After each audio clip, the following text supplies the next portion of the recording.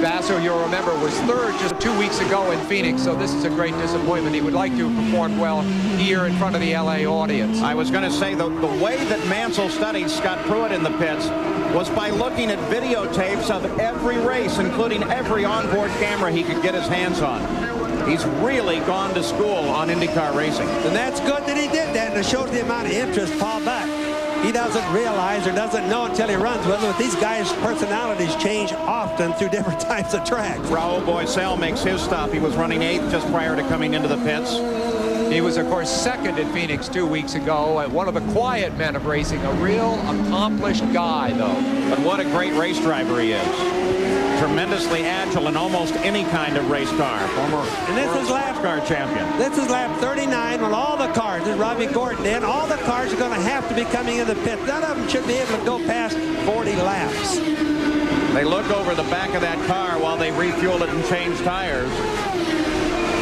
No obvious work other than the routine maintenance being done on Robbie Gordon's car. So his first stop here at the Toyota Grand Prix of Long Beach is complete. It takes a long time to fuel them. It looked like a slow pit stop. Really, it wasn't. It's just that the cars right now at 40 laps are really just about empty. 18.5 seconds long stop. Danny Sullivan is in now.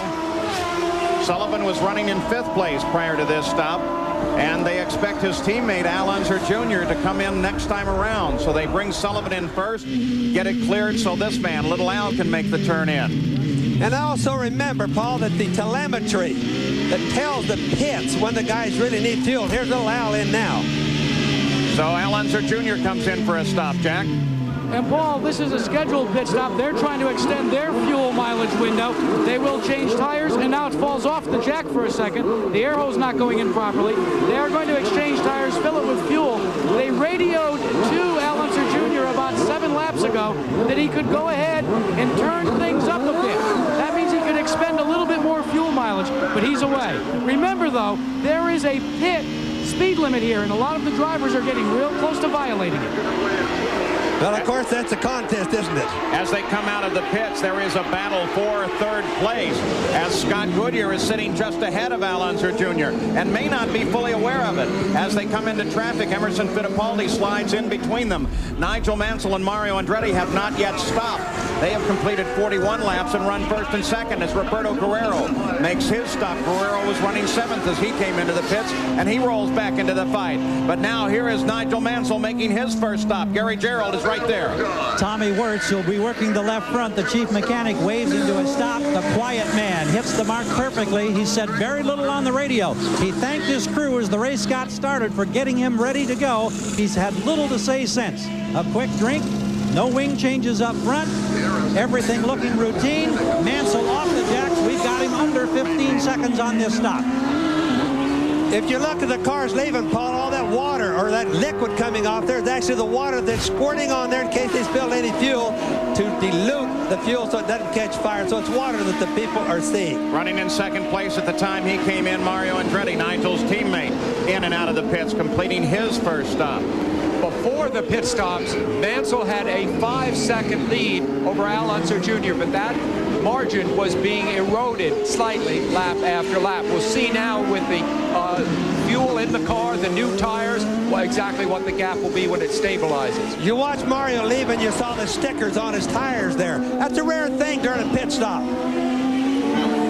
That's a rare thing on the pit stop because he left the pits with a left front tire with a brand new one. Usually they seat these tires in during the practice sessions. Nigel Mansell still coming out trying to heat his tires up. You saw Scott Goodyear maneuver into position around him, and Al Unser Jr.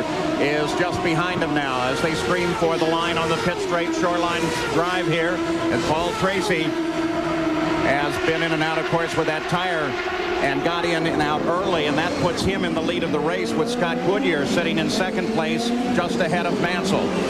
There comes Scott Goodyear through as we look at Fabi. There is Tracy. Scott Goodyear is right behind him right now, and Mansell is just behind Goodyear. Now that shows that Paul Tracy in the 12th car, Goodyear right behind him. It shows that the pit stop with a blown tire really didn't hurt him. Well, Mansell's fallen back just a little bit now off of Goodyear. There he is coming through. Paul Tracy at the head of this field, and Scott Goodyear, these two fellow Canadians, now stalking him. We'll be back. Back at the Toyota Grand Prix of Long Long Beach, Paul Tracy now being hotly pursued by Scott Goodyear. Nigel Mansell sits in third, but he is a good 3 seconds back. There you see the interval as they come into a very crowded corner.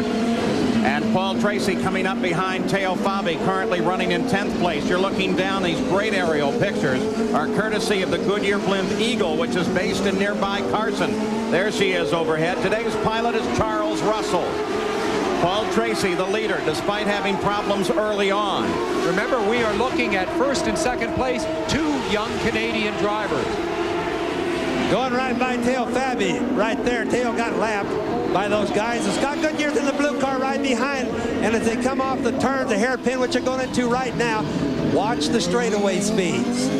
I was on a plane with Scott Goodyear the other day. He was so frazzled he was late for a sponsors meeting. When he gets in the race car, though, he's one of the calmest of all. And those who monitor the radios, you see him tear by Teo Fabi, who lets him by on the inside there and thinks of counterattacking. But once Goodyear is in the car, he becomes utterly calm, speaks very clearly to his crew chief, Derek Walker. Here was Al Unser Jr. as he tried to get around Nigel Mansell just a few moments ago.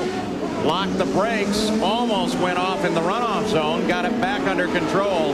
Same situation, Bobby, your nephew. Yes, well, there's the 2 guys. Here's a head-car cam shot. There's 2 guys right there that have capabilities of driving deeper in the turns, and I think any other driver, little Al momentarily locked his front tire. He almost didn't make it, but those 2 guys, it's like 2 big bull elephants hitting each other head on. Danny Sullivan was one of the first to break that pit stop speed limit, and they gave him a stop-and-go penalty. And he came in, and then he broke the speed limit again, so they're giving him the black flag again for another stop-and-go. Here's Paul Tracy, the leader of the race, but not by a very wide margin. About a second. Scott Goodyear is behind him and looking for every chance he can.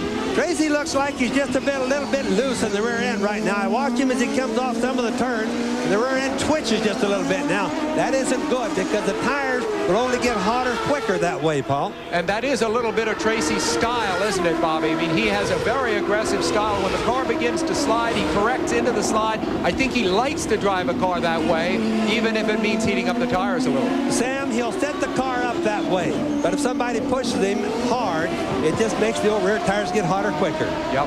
Paul Tracy looking for a victory.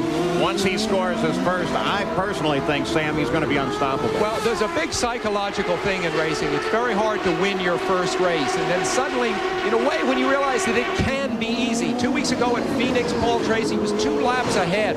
He probably could have cruised home to a victory very easily. Instead, he wound up in a collision with another car. Surely, he's benefited from that experience. Lynn St. James, the number 90 J.C. Penney car, comes in for a stop.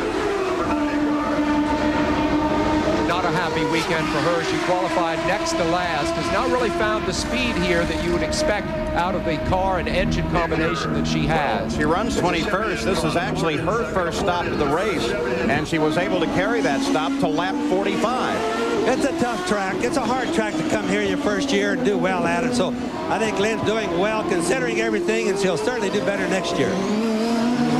Looking at the race summary at the conclusion of 49 laps. Paul Tracy, the leader of the race, averaging 93 miles an hour. Scott Brayton, the only one officially out at the moment. You know, at Phoenix 2 weeks ago, luck in many ways was the story of the race. Mario inheriting the race from back in 6th place. Paul Tracy, as you see Nigel Mansell come up very close to Fabi. Paul Tracy, in a way, has luck looking over his shoulder right now, wouldn't you guys say? Because when he shredded that tire, he was close to the pits. Yes, he used skill in controlling the thing, but if that had happened out at the first turn and he had to make the whole lap with that shredded tire, he wouldn't be in the lead right now. 2 great battles underway as Tracy closes on Goodyear. And here Al Unser Jr. is closing on Nigel Mansell. And Mansell is not showing the kind of attack in the corners he has earlier.